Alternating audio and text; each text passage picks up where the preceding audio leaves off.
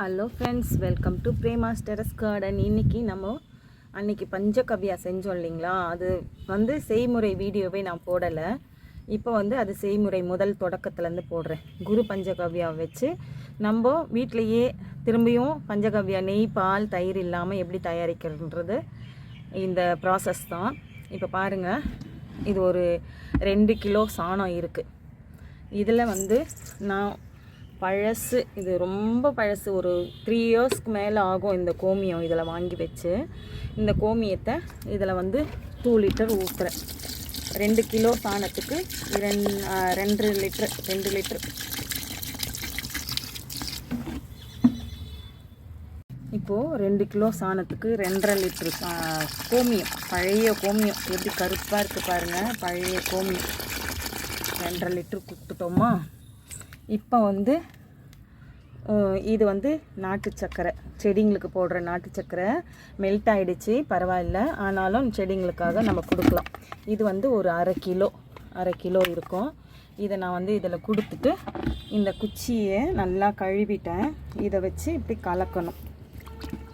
கலக்குறோமா. இது நல்லா கலக்கிட்டு வேடு கட்டி வச்சிடணும். துணி போட்டு மூடி போட்டு வைக்கணும். இதை அதுக்கு அடுத்து என்ன பண்ணணும்னா, இந்த கத்தாழையும் இது கற்பூரவள்ளி இந்த இலையும் சேர்த்து மிக்சியில் அரைச்சிட்டு இந்த மாதிரி பாட்டிலில் நம்ம ஸ்டோர் பண்ணி வச்சுக்கணும்.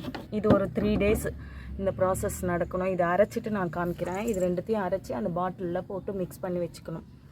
இதை இந்த மாதிரி கலந்துட்டு நல்லா அப்சர்வ் ஆகிற மாதிரி ஃபுல்லாக அந்த கோமியம், நாட்டு சக்கரை, அந்த சாணம் ஃபுல்லாகவே நல்லா கலந்து வச்சிடணும். இப்போ பாருங்கள், நல்லா அந்த சாணம் கட்டி இல்லாமல் கோமியத்தோடவும் நாட்டு சர்க்கரையோடையும் கலந்து வச்சாச்சு. இப்போ இந்த குச்சியை எடுத்துட்டு இது மேலே வேடு கட்டி வைக்கணும். வேடு கட்டுறது என்னன்னு உங்களுக்கெல்லாம் தெரியும். துணி போட்டு மூடி வைக்கணும். அந்த காலத்தில் மாவெல்லாம் துணி போட்டு தான் மூடி வைப்பாங்க பாட்டி எல்லாம், பூச்சியெல்லாம் விழாமல் இருக்க. அந்த மாதிரி இதுவும் வேடு கட்டி வைக்கணும். இந்த மாதிரி துணி போட்டு இந்த மாதிரி ஃபுல் க்ளோஸ் பண்ணிட்டோம்னா ஃபுல்லாக வேடு கட்டி இந்த துணியையும் ஒரு கயிறால் போட்டு கட்டினோம். இல்லை துணியிலே அப்படியே முடிச்சு போட்டு வச்சிடலாம். கத்தாழைகளை தோலோடவே குட்டி குட்டியாக நறுக்கிட்டு எடுத்து மிக்சி ஜாரில் போட்டுட்டு நைஸாக அரைச்சிட்டு வந்துடலாம். ஃபுல் மிக்சி ஜார் ஃபுல்லாகவே இருக்குது. இது லிக்யூடாக ஆகும், தண்ணியெல்லாம் விட தேவையில்ல, அதுலேயே தண்ணி வரும். நல்லா அரைச்சிட்டு இதுக்கு மேலேயே கற்பூரவள்ளி இலைகளை போட்டுட்டு அரைச்சிட்டு வந்துடலாம். இப்போ கற்பூரவள்ளி போட்டாச்சு, அரைச்சோம் ஆச்சு. இதை அந்த பாட்டிலில் ஸ்டோர் பண்ணி வச்சுக்கலாம். 2 முறை அரைக்கிறேன். நான் கொஞ்சம் நிறைய இருக்கிறதுனால 2 முறை அரைக்கிறேன். தண்ணி எல்லாம் எதுவுமே மிக்ஸ் பண்ணவே இல்லை. கத்தாழையில் இருக்கிற ஈரப்பதமே திரும்பவும் இன்னும் ஒரு ஈடு கத்தாழை ஜெல்லும் கற்பூரவள்ளியும் அரைச்சாச்சு. திரும்பியும் இந்த பாட்டிலில் எல்லாத்தையும் ஸ்டோர் பண்ணி மூடி வச்சிடலாம். அரைச்சாச்சு பாருங்கள், பாட்டில் ஃபுல்லாக வந்துடுச்சு. நான் இதில் தண்ணி எதுவுமே கலக்கலை, ஃபுல்லாக எல்லாத்தையுமே வழித்து போட்டாச்சு. மிக்சியெல்லாம் கழுவி நம்ம செடிகளுக்கு கொடுத்துடலாம், இதில் தண்ணி விடக்கூடாது.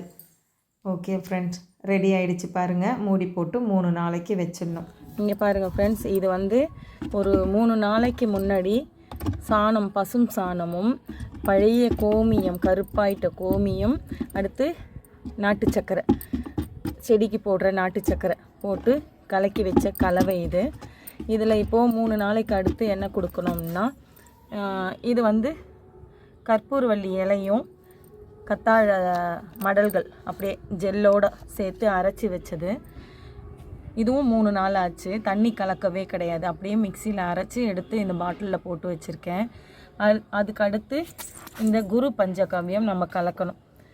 இந்த குரு பஞ்சகவ்யம் ஏற்கனவே பால், தயிர் எல்லாத்தையும் போட்டு பஞ்சகவ்யா ரெடி பண்ணுறது ஃபுல்லாக இது ப்ராசஸ்ஸு. இதை நம்ம இதில் கொடுத்தோம்னா அடுத்து நமக்கு பால், தயிர், வெண்ணெய், நெய்யோ எதுவுமே தேவை கிடையாது. இப்போ வாங்க இதில் இணைக்கலாம்.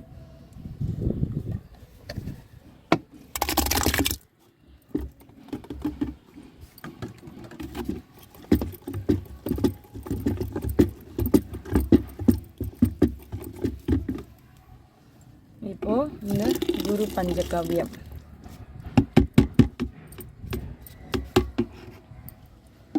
நினச்சிட்டோமா. இப்போ வந்து இதில் தண்ணி கொடுக்கணும். எவ்வளோ தண்ணி கொடுக்கணும்னா 20 லிட்டருக்கு கொடுக்கணும். இந்த இருக்குது பாருங்கள், இந்த தண்ணியை எடுத்து